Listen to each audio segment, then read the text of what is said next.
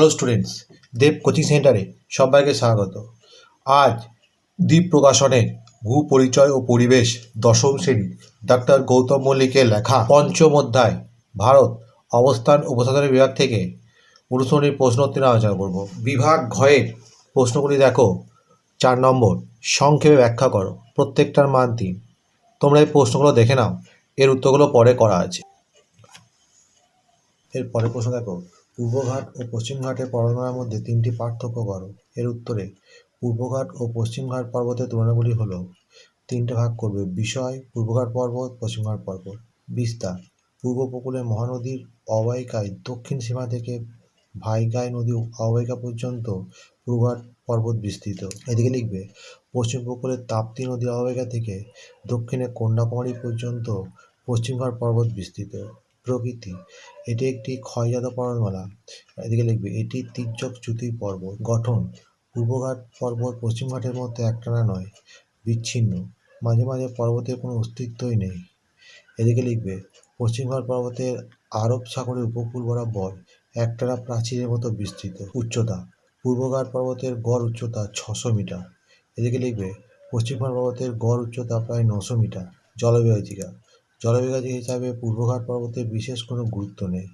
এদিকে লিখবে পশ্চিমঘাট পর্বতের একটি গুরুত্বপূর্ণ জলবিভাজিকা। ভারতের পশ্চিমায়নী নদীর মোহনায় বদ্বীপ গড়ে ওঠেনি কেন? ব্যাখ্যা করো।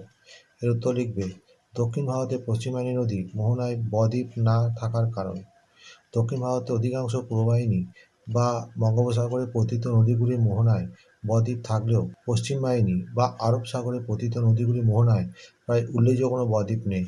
কারণ: 1 নম্বর পয়েন্ট দেবে নদীগুলি স্বল্প দৈর্ঘ্যের। অধিকাংশ নদী স্বল্প দৈর্ঘ্যের বলে নদীর জলে পলি কম থাকে, যার জন্য নদীর মোহনায় বদ্বীপ গঠনের অনুকূল পরিবেশ সৃষ্টি হয় না। 2 নম্বর লিখবে খরস্রোতা: নর্মদা ও তাপ্তি অপেক্ষাকৃত দীর্ঘ নদী, কিন্তু এই নদীর দুটি মোহনাতেও বদ্বীপ নেই। কারণ নর্মদা ও তাপ্তি নদীর গ্রস্ত উপত্যকার মধ্য দিয়ে প্রবাহিত হওয়ায় মোহনার কাছেও নদী দুটি বেশ খরস্রোতা, ফলে নদীর মোহনায় পলিসঞ্চিত হয়ে বদ্বীপ গঠনের অনুকূল পরিবেশ সৃষ্টি হয় না। 3 নম্বরে ক্ষয়কার্য কম: এই নদীর দুটি কঠিন আগ্নেয় ও রূপান্তরিত শিলা গঠিত অঞ্চলের উপর দিয়ে প্রবাহিত হওয়ায় ক্ষয়কার্য কম হয়, ফলে নদীবাহিত বোঝার পরিমাণও যথেষ্ট কম, যার জন্য বদ্বীপ গঠিত হয় না। 4 নম্বর লিখবে পলির পরিমাণ কম: নর্মদা ও তাপ্তি নদীর উপনদীর সংখ্যা কম হওয়ার জন্য নদীবাহিত পলির পরিমাণ কম, তাই নদী মোহনায় বদ্বীপ গঠিত হতে পারে না। 5 নম্বর লিখবে মোহনায় সমুদ্রের ঢাল বেশি: কামরূপ উপসাগরের যে অংশে নদী দুটি এসে মিশেছে সেখানে সমুদ্রের তলার ঢাল খুব বেশি, ফলে মোহনায় পলি সঞ্চিত না হয়ে তা দূর সমুদ্রে চলে যায়, যার জন্য নর্মদা ও তাপ্তি নদীর মোহনায় বদ্বীপ গঠিত হয়নি। পরের প্রশ্ন দেখো 16 নম্বর, ভারতে অরণ্য সংরক্ষণের 3টি পদ্ধতি আলোচনা করো। এর উত্তর লিখবে সারা বিশ্বব্যাপী প্রতিনিয়ত অবিবেচনা প্রসূত প্রচুর পরিমাণে বৃক্ষ কাটার ফলে পরিবেশের ওপর তার বিরূপ প্রভাব এখন সর্বস্তরের মানুষ বুঝতে পারছে। দিন দিন উষ্ণতার তীব্রতা বেড়েই চলছে, বৃষ্টিপাতের অনিয়ম দেখা যাচ্ছে, গ্রীষ্মপ্রধান অঞ্চলগুলিতে শীতের প্রভাব কমছে, মরুভূমির প্রসার ঘটছে এবং সর্বোপরি জলবায়ু পরিবর্তন হচ্ছে, যা মানুষকে ধ্বংসের মুখে ঠেলে দিচ্ছে। তাই বর্তমানে মনুষ্য প্রজাতিকে বাঁচিয়ে রাখার জন্য বৃক্ষচ্ছেদন বন্ধ করে অরণ্য সংরক্ষণের প্রয়োজনীয়তা দেখা দিয়েছে। এখানে অরণ্য সংরক্ষণের বিভিন্ন পদ্ধতিগুলো আলোচনা করা হলো। 1 নম্বর পয়েন্টে বনসৃজন: উন্নয়নমূলক কাজের প্রয়োজনে গাছ কাটা হলে সঙ্গে সঙ্গে নতুন করে গাছ লাগানো দরকার। পতিত জমি, বিশেষত যে জমি কৃষকের অনুপযুক্ত, সেই জমিতে নতুন করে গাছ রোপণ করে বনভূমি গড়ে তোলার অর্থনৈতিক দিক দিয়ে লাভজনক। অপরিণত বৃক্ষচ্ছেদন রোধ: অপরিণত গাছ কাটার পরিবর্তে পরিণত গাছ কাটা উচিত। অপরিণত গাছ থেকে কম পরিমাণে কাঠ পাওয়া যায়, ফলে বেশি সংখ্যক গাছ কাটতে হয়, যার জন্য বনভূমি ধ্বংস হয়। এর পরের পয়েন্টে দেবে দাবানল প্রতিরোধ: প্রাকৃতিক কারণেই হোক বা মনুষ্যসৃষ্ট কারণেই হোক, বনভূমিতে আগুন লেগে দাবানলের সৃষ্টি হলে বনভূমি ধ্বংসপ্রাপ্ত হয়।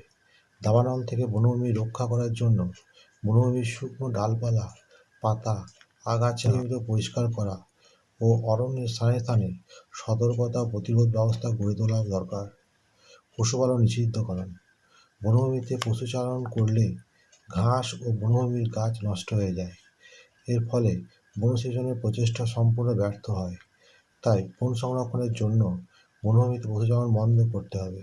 রোগ নিবারণ: বিষাক্ত পোকামাকড় ও কীটপতঙ্গের আক্রমণে রোগাক্রান্ত হয়ে গাছপালা যেন ক্ষতিগ্রস্ত না হয়, তার কীটনাশক ও প্রতিরোধক ঔষধ ব্যবহার করা প্রয়োজন। আধুনিক যন্ত্রপাতি ব্যবহার: বনভূমি থেকে কাষ্ঠ আহরণ করার সময় আধুনিক যন্ত্রপাতির সাহায্যে গাছ কাটা উচিত, যাতে করে পাশাপাশি কোনো গাছের ক্ষতি না হয়। বিকল্প জ্বালানি ব্যবহার: অনুন্নত ও দারিদ্র দেশগুলিতে মানুষ বনভূমি থেকে কাঠ সংগ্রহ করে জ্বালানি ব্যবহার করে।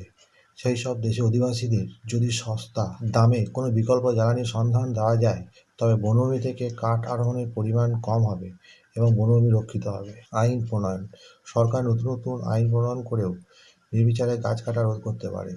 বস্তুত মানুষের সীমাহীন লোভের থাবা থেকে বনভূমিকে রক্ষা করতে অপরাধীদের দ্রুত ও নির্মম শাস্তি প্রদান করা প্রয়োজন। কাঠের বিকল্প বা পরিবর্তিত দ্রব্যের ব্যবহার: পৃথিবীর জনসংখ্যা বৃদ্ধির সাথে সাথে কাঠের চাহিদাও ক্রমবর্ধমান।